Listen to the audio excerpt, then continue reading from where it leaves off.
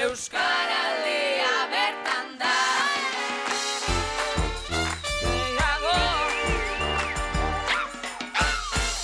Gehiagorekin gehiagotan Euskaraldia bertan da. Prestaltzara esan, prestaltzara esan, bai! Zaindu maite duzun hori, zaindu maite duzuna, armairutik atera, armairua bera, atera ba, atera. Euskaraldia bertan da, dio Broken Brothers Brass Band taldeak, eta bai, gaur Euskaraldia eta Euskararen nazioarteko egunaren artean ibiliko gara saioko hurrengo minutu hauetan ere. Bagire ez esan ez dela posible, bagera. Begira, Euskararen eguna Eusko Ikaskuntzak sortu zuen 1949 urtean Euskararen balio unibertsala aldarrikatzeko egun gisa.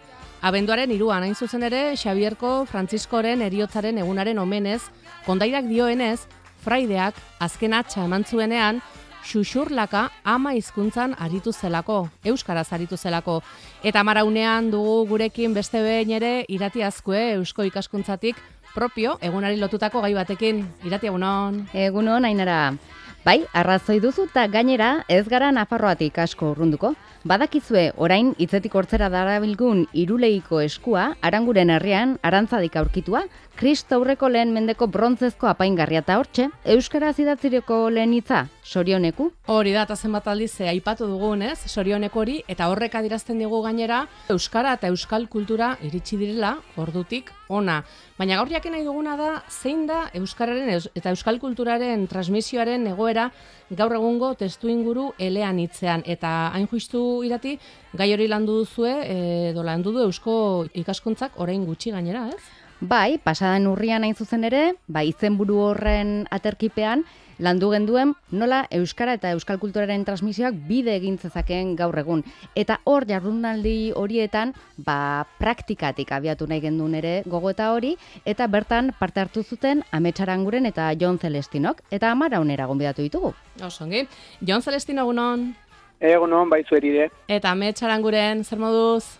Eixo, egunon, osongi. Euskararen eguna dela eta egunari lotuta baduzue zeregin konkreturik gaur? Guk ez, orain mendibueltatxo bat, eta gero lagunekin bazkaria dugu, baina ez apartekorik ez. Bueno, eta zuek, Amets? Bilbora joateko gara, bertsolari txapelketako azken finala horrekortara. Bai, eta bide batez esango dugu, bihar ere, hemen izango dugula, gaur Bilbon entzungo duzuen hori, Amets, bihar guk jasoko dugu, 10:00 aurrera hemen Amaraunean. Irati aurkeztuko ditugu, bi hitzetan, bi lagun hauek? Noski, biskor. Jon Celestino sortzez Donostiarra da, baina aurrazelarik Nafarroara joana, Broken Brothers Brass Bandeko arima da, eta musika beltza bizi du euskaraz. Amets Aranguren berriz, iruindarra da, ibilbedi taldeko kidea eta Argia eta Nafarroako hitzan idazten du besteak beste. Eta biak ala biak, musikariak zarete eta euskaraz diharduzue. Kontzienteki erabaki duzue euskaraz aritzea, nola eraiki duzue zuek zuen ibilbidea? Esango nuke baiet, kontzienteki, eta gainera nahi baino gehiago kosta egin zitzaidala. Ze nahiko gazterik pentsatzen nuen, banuen euskaraz egin behar nuelakoaren arrori, baina enuen bidea topatzen, esango dut. Ze azken finean nik hori, lehen esan duzuen bezala, batez ere afroamerikar kulturatik heldu den musikaren zalea izan nahi, eta enuen topatzen niretzat ongi emango zuen modua topatzea, eta kosta egin zitzaidan pixkat horregatik. Eta egia zen musika instrumentala egin dut batez ere nire bizitzen, beste gauzen artean horregatik kosta egiten zitzaidalako euskara txertatzea, baina bai hori zela nire nahia. Amets, eta zure kasuan? Zaila, ematen du galdera simple dela, baina ez da simplea. Nire ustez izan da autu kontziente, baina inkonstiente bat. Ez dugu inoiz jarri galdera hori mai gainean, baina batzegolako argik erabakia baietz, euskara zaretuko ginela. Hori igual pizkat eskarbatuz gero bai ikusten dela dagoela, ez da gino esan, militantzia inkonstiente bat. Igual hortik tireka, baina egia da ez dela inoiz izan galdera bat edo autu bat mai gainean aukera jarrita egin dena. Egia esan, orain, hola esan duzularik Amets, igual zen dut, niri kosta gintzait euskaraz egitea, baina bitartean erderaz ez dut egin, hori ere egia da. Eta orain, ikusten duzu aurrera begira musikaren alorrean, ez dakit, eroso segitzeko modua edo? Nik gure kasuan bai. De hecho, besterik ez dut planteatzen ere. Bai, nik ere berdin, nik ere berdin. Nire mugauiek pixkate hautsi nituen, eta niretzat kantuak egingo baldin ditut, kantu horiek euskaraz dute sentidoa, bestela ez dute interesa handirik. Ados, beraz, zuen muga gainditu dituzue, esan dezagun maila pertsonaleko mugak agian ikusten zenituztela zuen artean, baina inguruak ere zer esanik izango zuen, bakoitzaren bere jaiotze momentu horretan, bidea eraikitze horretan, ez? Neurri batean, bai, baina inguru lauso xamar bat egia zan, ez?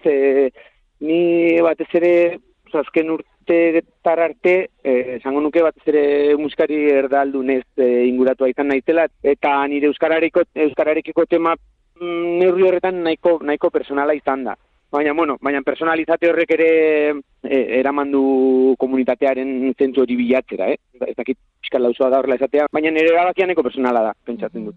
Ados, beraz, hortik helduta, komunitatearen kontzeptuari helduta, komunitatea bera osatzeko, berrera ikitzeko tresna izan daiteke musika gaurko Iruñean, Nafarroan?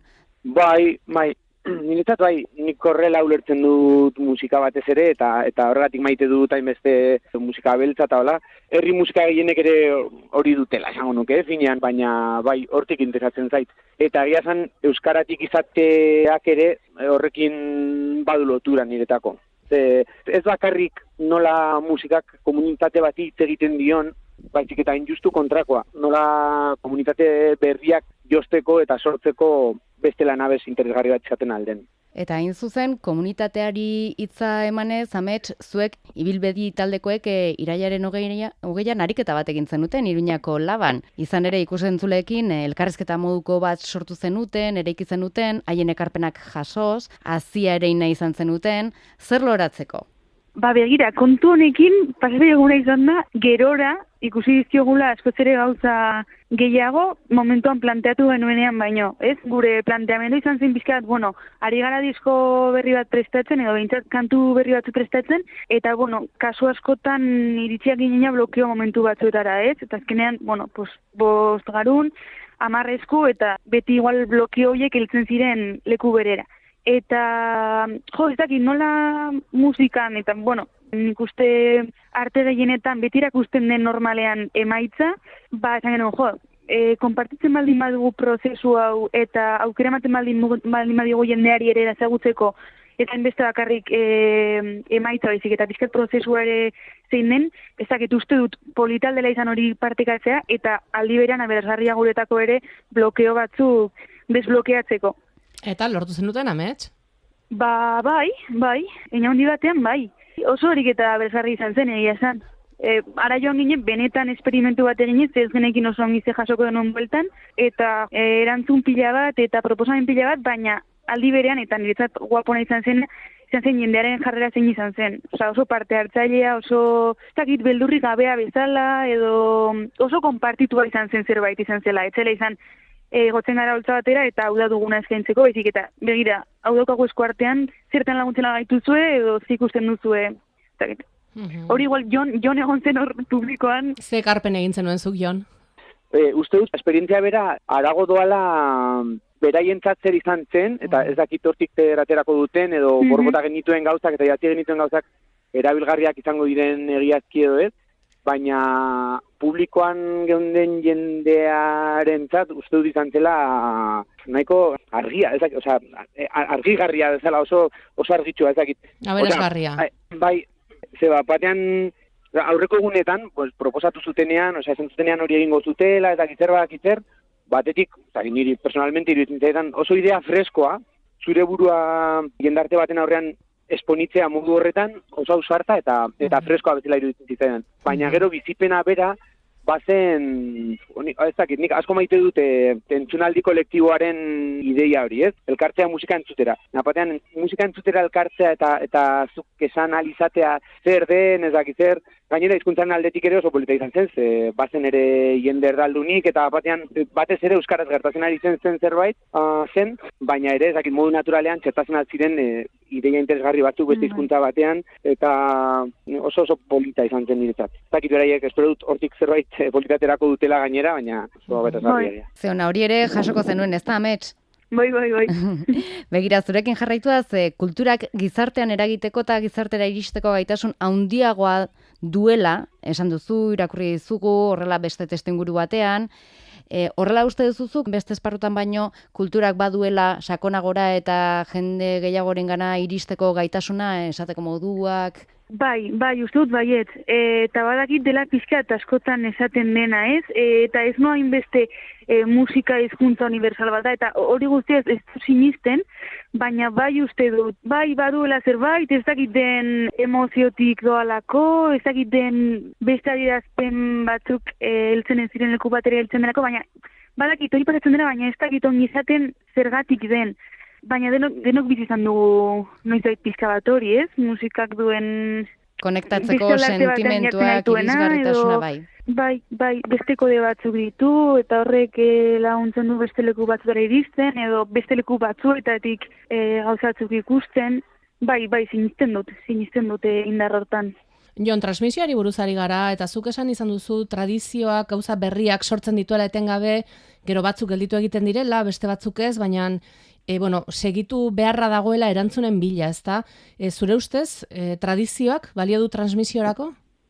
Bai, batzutan hau osanek debate bat irikitzen aldu, baina nire ikuspuntua edo da, pixkata, ezakite, olako dikotomia bat tradizioa eta folklorearen artekoa.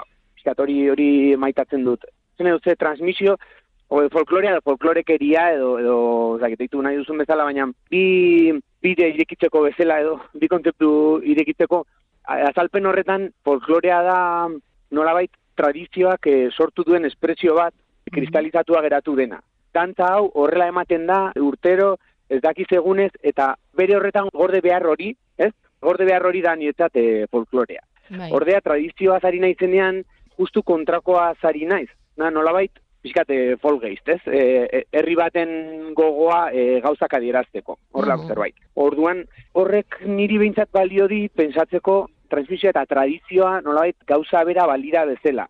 Eta paradigma horretan edo, transmisioa ez da inbeste gauzak ziren horretan horri eutxi beharra, baizik eta gugaren hau azaltzeko gauza berriak sortu beharra. Eta haien gauza berri horiek izaten aldira zirenak, baina posible da berriak ere izatea.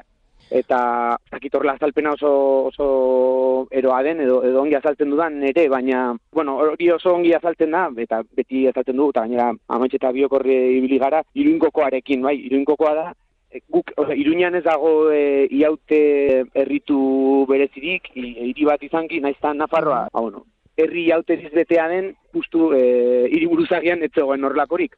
Orduan hori sortu izana, eta nolabait tradizioaren kodeetatik, euskaraz eta euskaratik, hirian tradizio berri bat sortu izana, edo herritu berri bat sortu izana, hori da injustu nintzat transmisio eta tradizioa, ez? Gauza berriak sortzeko gai izatea. Gaur geratu zaizkigu, kontzeptu batzuk geratuko zaizkigu buruan, ez da, esate baterako musika unibertsala, tokikotasuna, ez, biak elkarrekin, edo arte praktika kolektiboa, gero transmisioa, sortzailetasunari lotuta, eta gero beste hainbat ideia ere bai, ez, Irati? Nik uste baietz gaur. Bai, erpinak bazitun gaiak, eta ikusten duzuenez hau zan helburua ez da, horregatik gerturatu ditugu Amets eta Jon Amaraunera, behaien egunerokotasunean egin duten ibilbide hau jaso nahi gendun, hain zuzen ere praktikatik entzun, nola egin daitekeen bidea aurrera, eta, transmisioarekin eta tradizioarekin jarraituko dugu horren beste urte, ezta? Pentsatzen dugu, baietz, ez? Hola, espero dugu. Amets Aranguren eta Jon Celestino eskerrik asko gurekin izategatik Amaraunean, eta Irati eskerrik asko zuri ere, eta laizter arte.